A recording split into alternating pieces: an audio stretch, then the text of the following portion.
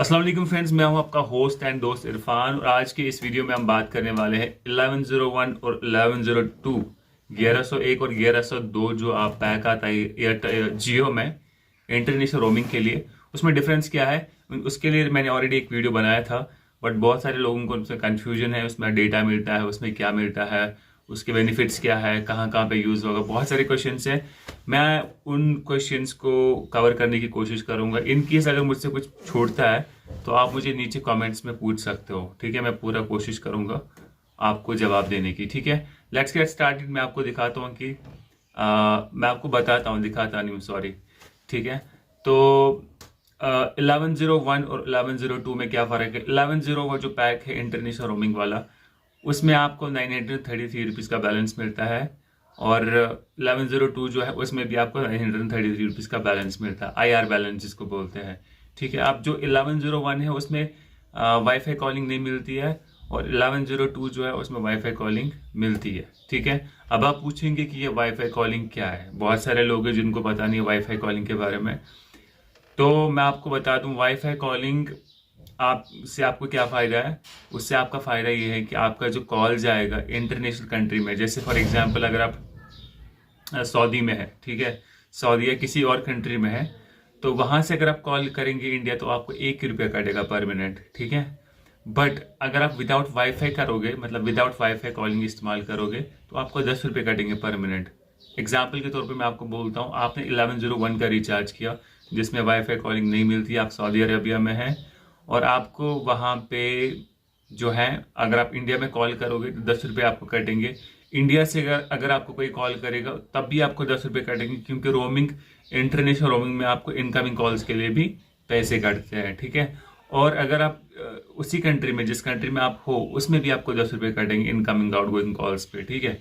तो ये मैं आपको बात कर रहा हूँ 1101 की, ठीक है, जिसमें वाईफाई कॉलिंग नहीं मिलती है। अब दूसरा जो पैक आता है इसमें वाईफाई कॉलिंग वाला, जिसमें 1102 जिसमें वाईफाई कॉलिंग मिलती है। तो उसके लिए क्या कंडीशन है कि आपके फ़ोन में, आपका जो फ़ोन है ना वो उसमें वो फीचर होना चाहिए वाईफाई कॉलिंग का। वो आपकी सेटिंग्स में आपको वाईफाई कॉलिंग का ऑप्शन मिल जाएगा, तो वहाँ से उसको, अगर आपके फ़ोन में था, आपको ऑन होना चाहिए और आपका फ़ोन वाईफाई के साथ कनेक्टेड होना चाहिए। तो जितने भी सारे कॉल्स आप करेंगे वो मतलब वो वाईफाई नेटवर्क के थ्रू जो है काम करेंगे, यानी कि वाईफाई नेटवर्क के थ्रू आपकी कॉल जाएगी। बट वहाँ पे जिस भी बंदे को आप कॉल करोगे वो इंटरनेट के साथ कनेक्टेड है कि नहीं है, उससे कोई प्रॉब्लम नहीं है। वो अगर उसके पास वो छोटा सा कीपैड वाला फ़ोन भी है तो उसको कॉल आ जाएगा आपको, ठीक है। तो वाईफाई कॉलिंग से क्या होगा कि आपको 1 रुपया कटेगा पर मिनट। 1102 में आपको यही जो है फ़ायदा है, ठीक है।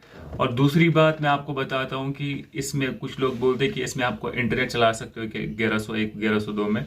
मैं आपको बता दूँ इसमें आपको खाली एक बैलेंस मिलता है, 933 रुपीज़ का बैलेंस मिलता है और उस बैलेंस को आप इस्तेमाल कर सकते हो कॉल्स के लिए, डेटा के लिए, एसएमएस के लिए। इनकमिंग एसएमएस फ्री रहता है हर एक ऑपरेटर में, आउटगोइंग एसएमएस चार्जेबल होते हैं।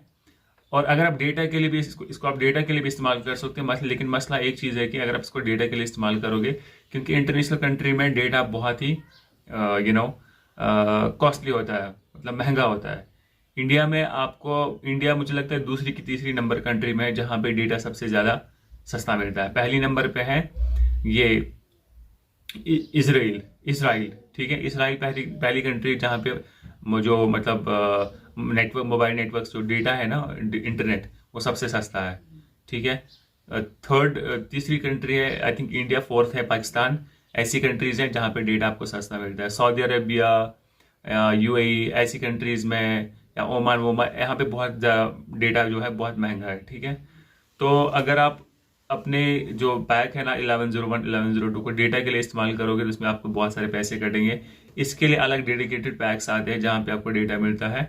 और मैं आपको रिकमेंड करूंगा कि अगर आप जॉब के लिए चले गए हैं, वहाँ पे आपको जॉब करना है, तो आप इंडियन सिम को डेटा के लिए मत इस्तेमाल करो। हाँ, लेकिन अगर आप किसी बिजनेस मीटिंग के लिए या फिर टूर पे गए हैं घूमने वूमने के लिए, तब आप इस्तेमाल कर सकते हो, एज पर योर यूसेज आप इस्तेमाल कर सकते हो। लेकिन 1101 और 1102 में आपको रिकमेंड नहीं करता कि आप ये डेटा के लिए इस्तेमाल करो, ठीक है। आप उसको कॉलिंग के लिए इस्तेमाल कर सकते हो।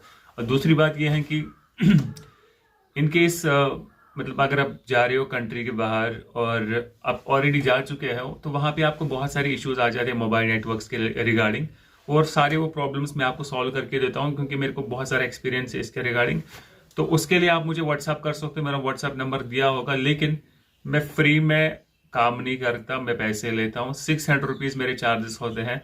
मैं आपको पूरा गाइड कर दूंगा, आपकी जितने भी क्वेरीज होंगी वो मैं आपको बता दूंगा, उसके जवाब बता दूंगा, आपके लिए क्या बेस्ट रहेगा, आप कौन सी कंट्री में जा रहे हो, आप इंडिया में हो, आपको जाना है बाहर, आप मुझे व्हाट्सएप कर दो, कॉल कर दो, पेमेंट करना पड़ेगा आपको, मैं आपको पूरा गाइड करता हूँ आपके लिए बेस्ट क्या रहेगा, और आपके जितने भी ये सारी क्वेरीज है वो आपको मैं आंसर कर दूंगा। इंटरेस्टेड अगर हो तो अभी आप मुझे व्हाट्सएप पे कॉल कीजिए, वरना मुझे आप ऐसे फ्री में मैं आपको इन्फॉर्मेशन नहीं दे सकता, उसके लिए बहुत माफ़ी चाहता हूँ मैं, ठीक है। तो ये था 1102 के बारे में। आई होप कि आपको समझ आया होगा, और इन केस अगर अभी तक आपने हमारे चैनल को सब्सक्राइब नहीं किया तो don't forget to subscribe my channel tech lover. और या थैंक यू सो मच, और अपने फ्रेंड्स के साथ भी इस वीडियो को शेयर कीजिए, and have a good day. Thank you.